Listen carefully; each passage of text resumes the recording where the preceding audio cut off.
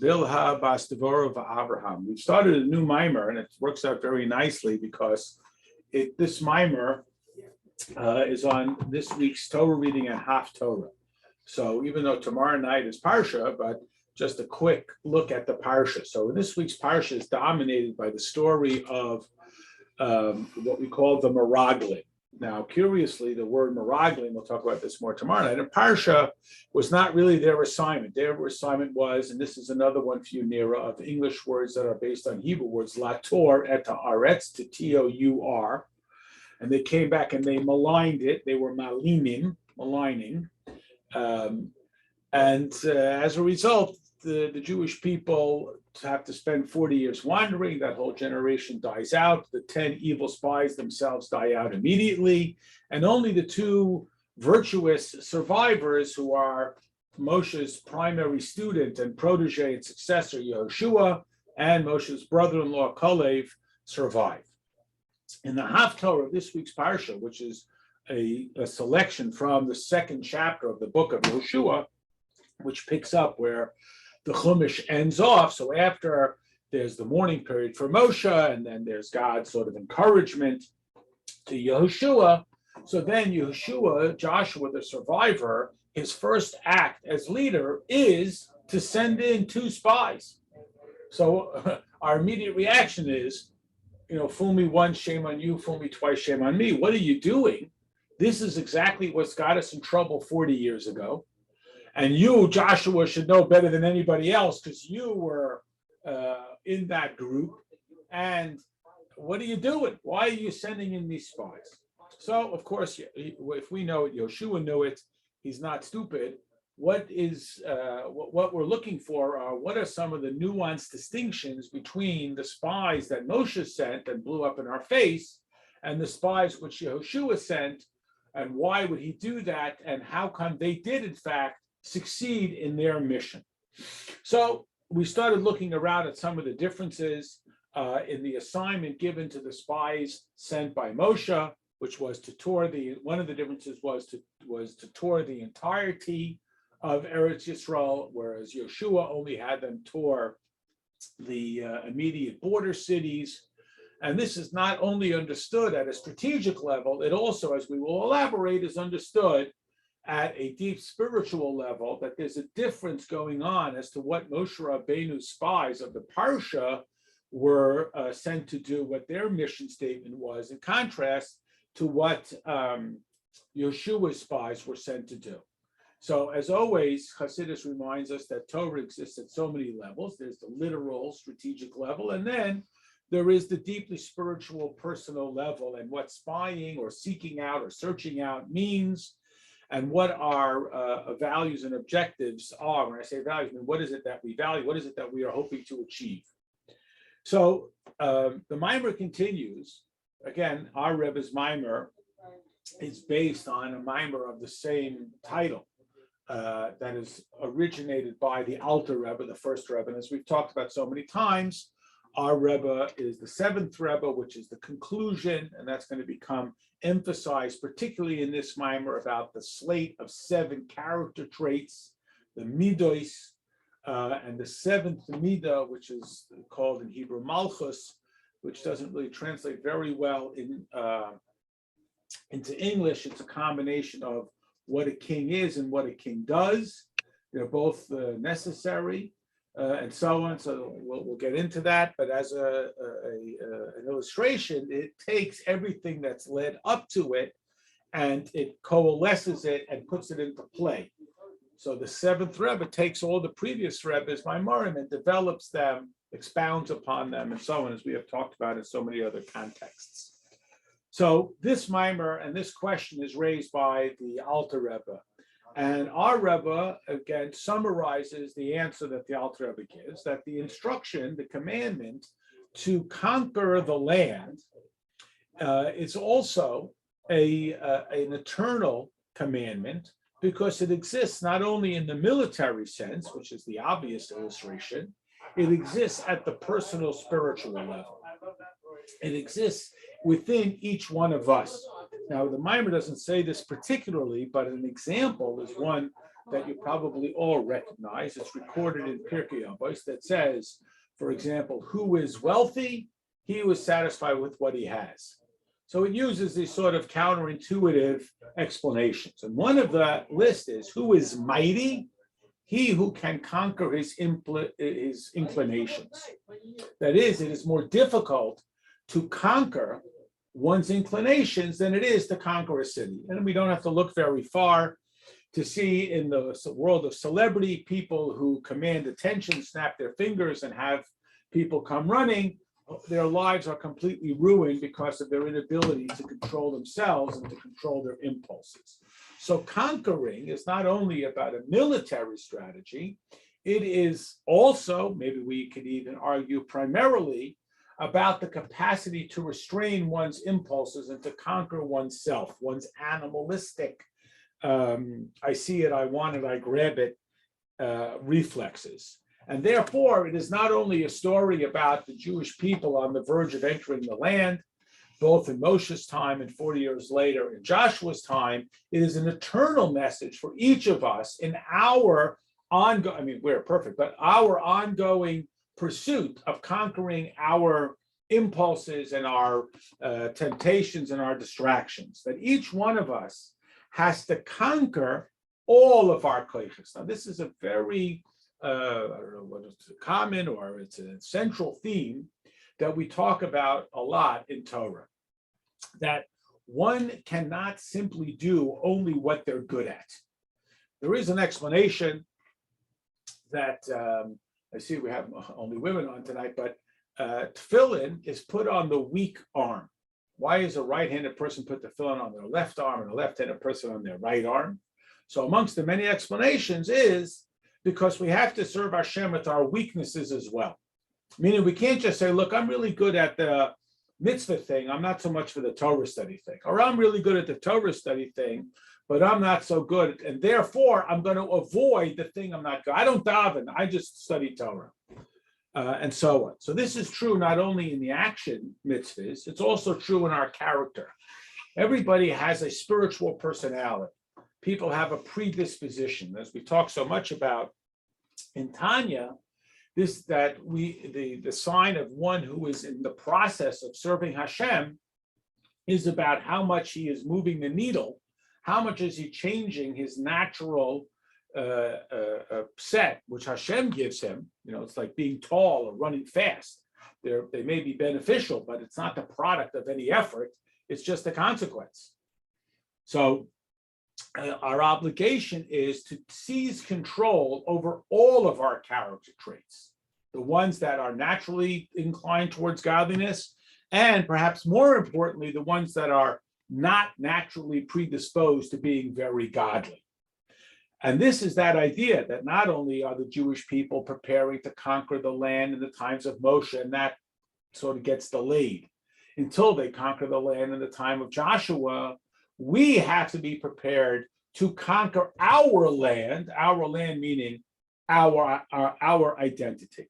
That everybody has to conquer all of their abilities, all of their physicalities, all of their nefesh habahamis. Now, again, another nice crossover that we have in this week's parsha, it speaks about the animal sacrifices. Immediately after the story of the spies comes to a conclusion, and it's a pretty hopeless conclusion, the 40 years are there, they're locked in, there's no way around it.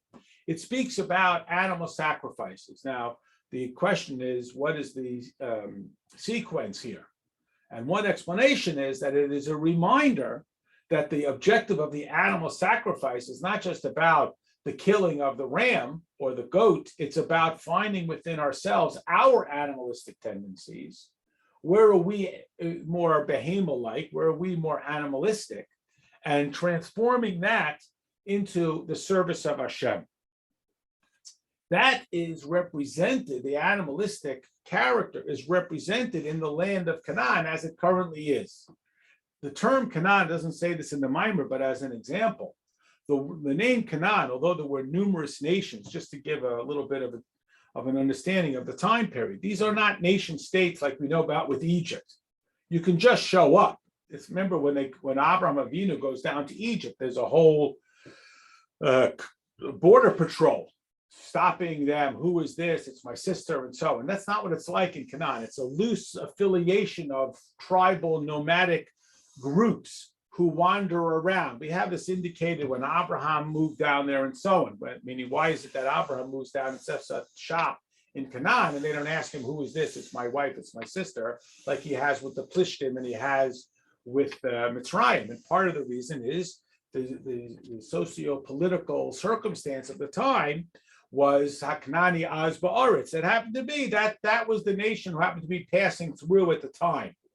The name Canaan, the word Canaan, we know this from Yehuda, the son of Jacob, who goes off to marry a Canaanite, the daughter of a Canaanite, that the word Canaan means a merchant. And this is supported by the geography that where Eretz Yisrael is a merchant path between Europe and Asia, and so on. But what it also represents is the character of Canaan was extraordinarily transient. It was like an animal. That is, animals are not moral or immoral. They simply act out of impulse. You could lecture the goat about not eating the tomatoes. He's going to eat the tomatoes because he simply acts out of impulse, and that impulse is self-satisfaction. And at least according to the theory that humanity is similarly driven by incentive, and that incentive is self-enrichment. Sometimes it's even viciousness, is essentially playing to its reflex, I see it, I want it, I grab it mentality. And our objective is to transform that, is to rise above nature. Again, this is not surprising. It's an essential concept that we have in Hasidus. And the more we look around at our society, maybe it's always been this way. And there's movements that we human beings should be learning from the animal kingdom. Well, this goes on in the animal kingdom. Why are we trying to stop it within humans? Well, that's the point. We're not just animals. We're supposed to elevate ourselves above animalistic behavior. And so our mission is to go into the land of Canaan and to transform it and make it into Eretz Yisrael, a land, which is supportive and receptive to godliness. So the predisposition is, I'm here, I want, what's in it for me? And our mission is to transform it into, Hashem is here, how can we make this world a place where godliness is welcome? And again, I don't have to tell people who live in the real world, or live in the phony world. I guess Torah is the real world. We live in the world of falseness. People don't even know what you're talking about. Everything is done because of what's in it for me. And it doesn't mean that person's criminal. It just means that, well, feel the gift of giving is about I like it. And we're trying to get beyond that. And the difference between Jericho, which is where Joshua sent his spies, and the entirety of the land, which is where Moshe sent his spies, because again, we're looking for a clue as to why Joshua's spies have a chance and are in fact, quote, successful, in contrast to Moshe's spies who fail. And one of the distinctions is that Joshua's spies only went to Jericho, and Moshe's spies went to the entirety of the land. So what is the difference conceptually between the border city of Jericho, Yericho in Hebrew, and the entirety of the land? So the Alter Rebbe says that Yericho is the three garments. Now, we're going to talk about this. I want to finish the sentence and I'll come back, which are conscious thought, spoken word, and deed. How do we know this? Because Yericho is from the phrase for aroma, reach. We have it in the Parsha. The karbanos are called a pleasing aroma. And the levushim are alluded to in the concept of garments. Like we know that garments have an aroma to them. Today, we have dry cleaning and we have standardized washing, but people's garments had a certain aroma to them. Maybe we have a little different sensitivities, but they have a certain aroma, holy aroma, and so on. It's talked about when Yaakov disguised himself as Esau, he put on those garments, and they had a certain aroma, which his blind father Isaac made him suspicious. How come it doesn't smell? And that, like he anticipated Esau would smell like the field. It smelled sweet, and so on. Now, this term, the garments, is one that's a fundamental point in Hasidus, which is worth talking about. The metaphor of a garment is, the role of a garment is twofold. On the one hand, it conceals. A person wears a garment to conceal themselves, to be private. On the other hand, or concurrently, a garment reveals. The policeman wears a police uniform. The garment reveals. If I didn't know, if I didn't see the royal robes, would I know who the king was? Would I recognize the policeman if he didn't have the policeman uniform on? Would I recognize the king if he didn't have the king uniform on? Maybe if I was a great student of the king, I would recognize the king if I just saw him dressed like everybody else. But unless I'm extraordinarily sensitized to the stature and the character of the king and the identity of the king, I need the garments to help me identify that that's the king. Personally, garments are the way in which we organize who we are. They, on the one hand, are going to shield who we are from others, just like when I see the royal robes, I'm not seeing the full body of the king because the king is disguised in his garments. But on the other hand, I know it's the king because those garments. And again, not to be overly dwelling on that, if you've ever seen people who do not dress according to their character, it's semi-embarrassing. Either they dress in rags when they can be wearing more beautiful clothing, or they dress in a way that's not age appropriate, and so on. So garments, healthy garments, are a manifestation of the character of the person. This is the metaphor of garments. What is it? What is what we call the nimshal? What is the lesson? And we explained that there are three ways in which a person can identify his character. One is what he consciously thinks about. Now, here there's a very important nuance. If I suggest that you don't think about left-handed camels, of course, the first thing you're going to think about is left-handed camels. We don't apply that. We don't describe that as machshava.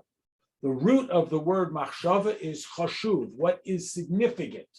So the idea of thinking about left-handed camels is not significant to me unless I voluntarily dwell upon it. It's like if you sneak up on somebody, go, boo, that's involuntary. They go, at some point it becomes voluntary. So machshava is voluntary dwelling upon of thought. Dibor is what I decide to speak. And then maisa, which is my behavior. So again, like garments, the machshava is an internal garment. It's what I choose to think about, which is illustrative, and I can control it. And that's a crucial point. I can't control what comes across my field of vision. I can absolutely and must absolutely control what I willfully, voluntarily dwell upon with my intellect, to what I ascribe significance, what I make chashuv. That is purely voluntary. And that is a form of garments, like choosing the garment that I wear. I can't choose my physical body. I can't choose to be taller, but I can choose the garments that I voluntarily put on. Machshava is a garment, a way in which I express myself to myself. Dibor, speech, is the way in which I express myself to others. Hopefully, and then I guess in a sense, always, my speech is a product of my thought. Don't get too Freudian here, but even when a person stumbles on their words and makes a mistake, the fact that they said that instead of what they meant to say is, in fact, an indicator, Freudian slip wise. And then, of course, what it is that I choose to actively do. So no one can make me think about something I don't want to think about. You can't make me say what I don't want to say or do what I don't want to do. That's why we have certain mitzvahs that way and so on. So those are garments. They are voluntary. They are identifiers of ourselves, and they are expressive of who we are. So Jericho, which was housed three of the nations, is representative of the three modes of expression of my identity. I think we'll stop here for tonight. And we'll continue next week. I'll make a note what we're up to. And tomorrow night, we'll talk some Parsha. And I'll see you tomorrow night. Yes, Nira. You mentioned earlier in your speech that we are only women, and you spoke about the tzitzit and the tefillin.